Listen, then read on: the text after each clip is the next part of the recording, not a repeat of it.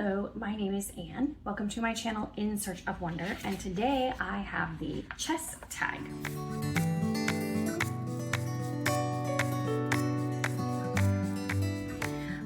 This chess tag, I apologize, I forget who made the original video, but I was tagged by Reading Ideas, so thank you for tagging me, and you can watch his video, which is very interesting. And if I can find the original tag creator, I will put their name and the video in the description box. So the chess tag is based on pieces of chess. And I personally have not played chess since I was young. I clearly remember my dad teaching me how to play chess, but strategy games are not my favorite thing. And it never took. So I really don't know much about it. I barely even play checkers, so.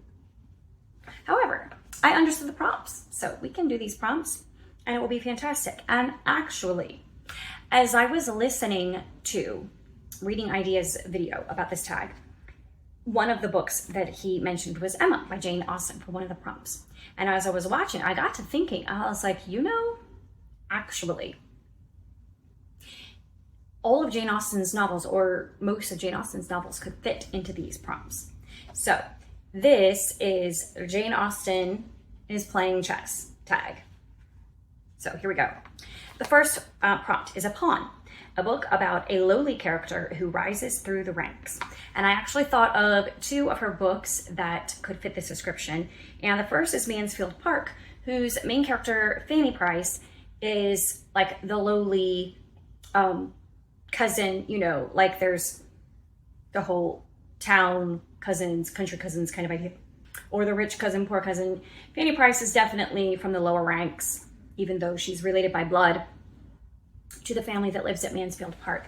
And they 100% treat her as lower or less than. But as the story goes on, by her character and her just the way that she selflessly loves on everybody in her family and just is able to live with them in a gracious way and in her quiet, humble way, she just gains ground and footing in the family, and they come to love her very much over the course of the events that happen in the story.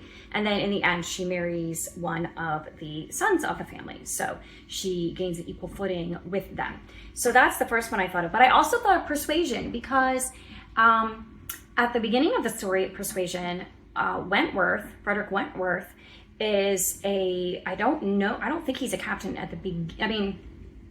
The beginning of the story is looking back at when he first meets Anne Elliot, and her family and friends do not want her to marry him because he doesn't have any rank, he doesn't have any fortune at that point. He is a sailor going away on a ship, he's going to be gone for who knows how long, and they want her to marry someone with rank and fortune.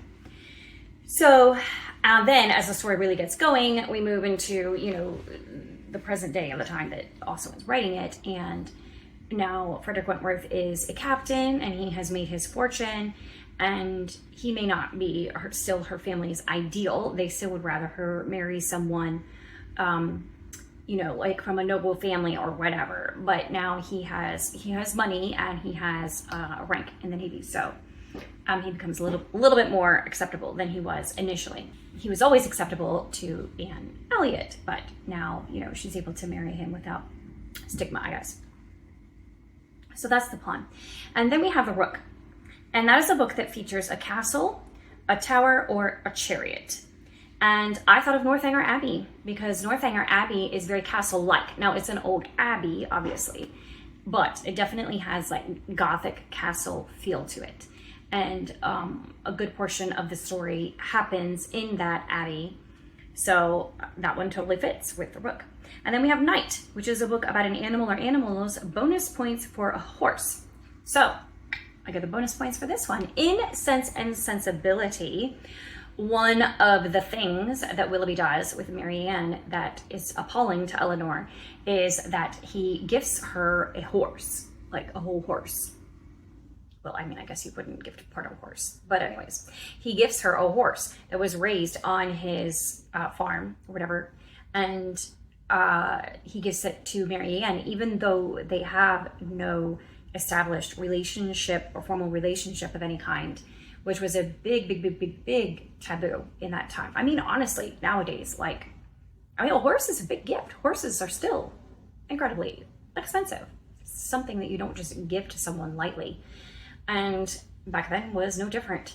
And also, Eleanor was appalled because she was like, Marianne, how are we going to stable it? How are we going to, like, we can barely afford to feed ourselves. How are we going to feed a horse also?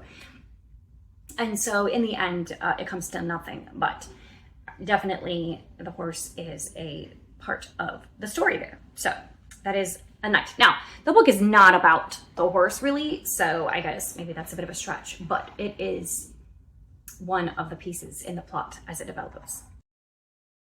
Then we have a bishop, a religious character. Bonus points for a bishop. I believe that this was the one that in Reading Ideas, his video, he had chosen Emma because of the character Mr. Elton, which was a great choice. However, I went with Pride and Prejudice because Mr. Collins, everybody's favorite, what was he? Was he a rector, curate? I'm not really sure, but he was a religious character for sure. And his whole obsequious, overbearing personality just pervades the story, and he is instrumental in a couple of the plot points and like nudging them forward. So he's a key person in the story, and he's everybody's favorite person to hate, really, because he's just so obnoxious. So that fits for that one. And then we have the Queen, a strong female character, and I chose Emma for this one because Emma, the eponymous character, she is very strong. If you're thinking, you know, like strong woman and a modern understanding of strong woman, I would say Fanny Price is a very strong person, also a very strong character. And so is Eleanor, actually, and so is Lizzie. Austen wrote a lot of strong females in her stories. But Emma is closer to the modern idea of strong because she is financially independent. She is not relying on any man. So she's kind of like prototype feminist in that way. And she is strong in that she attempts to manipulate and maneuver everyone around her into doing what she wants, which, as the story goes on, Austen is revealing is not necessarily conducive to happiness of those said people and even to Emma. And she learns a lot about that in the process of how to use her strength and her influence appropriately. But yes, Emma's definitely a strong female character. And then for the last prompt, which is the king, and that is a monarch or ruler.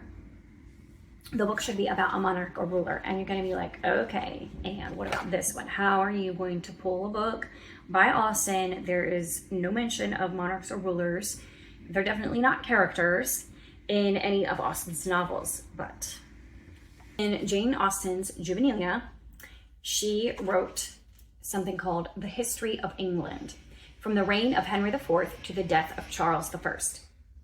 And this is her, like, it's just a really funny summary of the kings of England in English history. And she says, by a partial, prejudiced, and ignorant historian, to Miss Austen, eldest daughter of the Reverend George Austen, this work is inscribed with all due respect by the author. There will be very few dates in this history. So I'll just read her first entry, which is Henry IV. Henry IV ascended the throne of England much to his own satisfaction in the year 1399, after having prevailed on his cousin and predecessor Richard II to resign it to him and to retire for the rest of his life to Pomfret Castle, where he happened to be murdered. It is to be supposed that Henry was married, since he had certainly 4 sons, but it is not in my power to inform the reader who was his wife. Be this as it may, he did not live forever, but falling ill, his son the Prince of Wales came and took away the crown, whereupon the king made a long speech, for which I must refer the reader to Shakespeare's plays, and the prince made a still longer. Things being thus settled between them, the king died and was succeeded by his son Henry, who had previously beat Sir William Gascoigne. So that is the tenor of the whole book. So yeah, Austen wrote a little, I don't know what you want to call it, essay, I don't know, about the history of the kings of England, and it's quite amusing, especially if you're like me and you don't know much about the English kings except for King George III. We all learned about him in school, didn't we? All right, and then Passant, which is French for I have no idea what. Something to do with a game of chess. Like, your turn, I can think, maybe. And I'm supposed to tag people. I have no idea who to tag because I'm not sure who has done this. I know a couple of people. I've seen their videos with this tag, but I don't know everybody, and I also don't know who would be interested in this one.